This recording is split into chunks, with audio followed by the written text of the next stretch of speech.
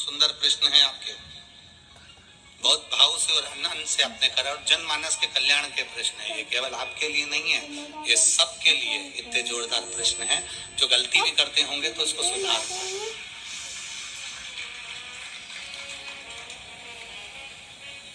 आपने कहा कि नंदी के कानों में कहना चाहिए, लोग हंसते हैं, कहते हैं बताओ वो नंदी के कानों में भगवान को कहना चाहिए। वैसे तो हम आपको एक बात बताते हैं कि दुनिया के लोग किसी दूसरे धर्म की कभी हंसी नहीं उड़ाते। दुनिया के लोगों को दूसरे का धर्म अच्छा लगता है। दुनिया के लोग सबसे ज्यादा हंसी उड़ाते हैं तो हमारे सनातन धर्म की ही उड़ाते हैं, और जी खुद उड़ाते हैं, दूसरा उड़ाने वाला नहीं होता। दूर के ढोल हमें समझ में आते हैं, उसका धर्म हमें समझ में आ गया, उनका क्या है, ऐसा है, आओ कुछ नहीं, उनके धर्म में ऐसा है, कितना आनंद हमें दूसरे के धर्म में लग रहा है, और हमारा सनातन धर्म हमको बुरा लगता है। हमारे सनातन धर्म हमें बुरा लगने लगा। अरे भाई, लोग कहते हैं कि नंदी के कान में कहते हो, ये कोई हमारे पुराणों में या शास्त्रों में लिखा है? भगवती बहन साहू, आपको धन्यवाद देना चाहूंगा और एक बात कहना चाहूंगा, जितनी भी शिव महापुराण के अंतर्गत चाहे उपाय जो बताए जाते हैं कि बेलपत्री ऐसे चढ़ाना, काली मिर्च ऐसे चढ़ाना, चावल ऐसे चढ़ाना, धतूरा का क्या महत्व है, शमी के पत्ते का क्या महत्व है, बेलपत्री के पत्ते का क्या महत्व है, ये जितनी भी बातें बताई जाती हैं ये सब पुराण के अंतर्गत से बताई जाती है। अब दुनिया के लोग इसको चाहे टोटका कह दें, चाहे दुनिया के लोग इसे टोना कह दें, पर पुराण से हटकर कुछ नहीं।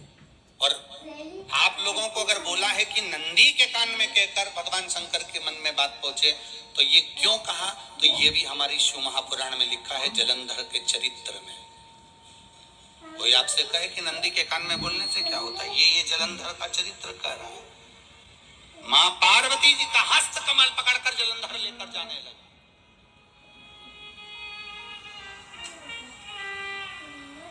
वृंदा का पति लेकर जा रहा।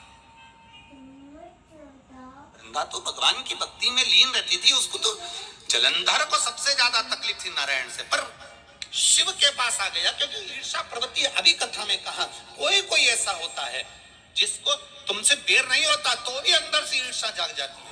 कोई ऐसा होगा जिसको अंदर से ईर्षा जागती है, अपने आप अंदर से ईर्षा जागती है, उसका कोई बैर और ईर्षा जाग भीतर से ईर्षा जागा। ना आप उससे मिले हो, ना कभी वो आप उसके सामने बैठे हो। कई लोग किसी ना किसी की बुराई करते हैं तो हम लोग पूछ भी लेते हैं, क्यों साहब उनसे मिलकर आए हो क्या तुम? कभी नहीं मिल किया है। बल है, इतना बल है, और पिता की आज्ञा नहीं होगी तो हम कैसे मार देंगे इसको?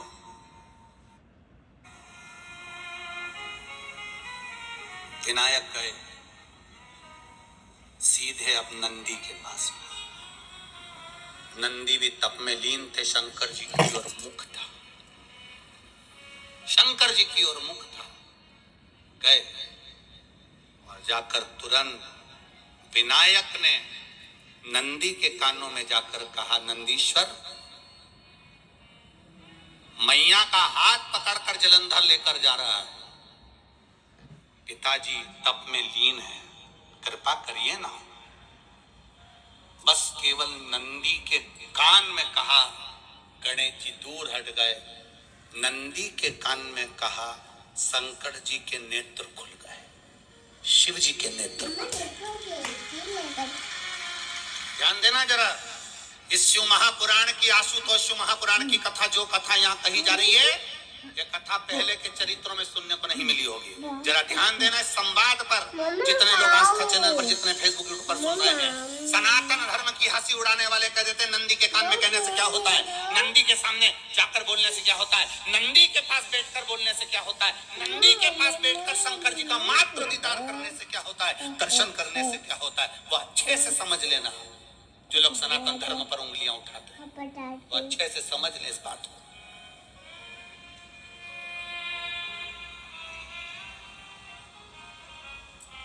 क्या होता है? नंदी तप में लीन, शिवजी तप में लीन। शिव नहीं उठ रहे, विनायक ने नंदी के कानों में जाकर कर दिया। नंदी के कान में जाकर कहा, नंदी के नेत्र नहीं खुले। नेत्र किसके खुले? जम के बोलो, महादेव के खुले, शिव जी के खुले। ये मन का तार। नंदी शंकर की आराधना कर रहे थे, शिव अपनी भक्ति में डूबे थे। यहाँ कहा, यहाँ पहुंचा, जो दिल में था उस तक बात पहुंच गई।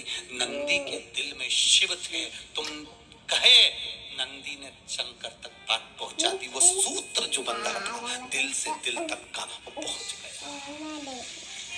वो सूत्र जो दिल से दिल तक बंधा हुआ था, मन से बंधा हुआ था, खबर वहां तक पहुंच गई। खबर पहुंच गई।